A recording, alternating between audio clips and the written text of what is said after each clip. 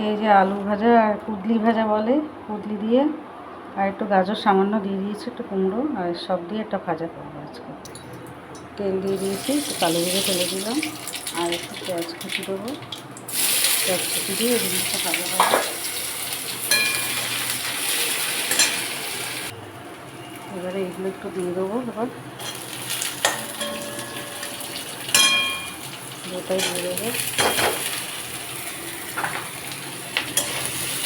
ভাজা হবে। হলুদ দিয়ে দিয়েছি, এবার কাঁচা লঙ্কা দিয়ে দিলাম, একটু নুন দিয়ে দেবো। এই ভাজাটা অনেকক্ষণ লাগে একটু ভাজতে।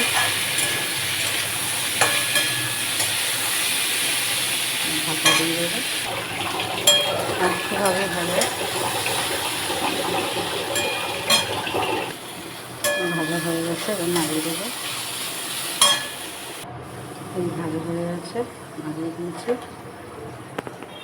কমপ্লিট ভাজা দেখিয়ে দিলাম।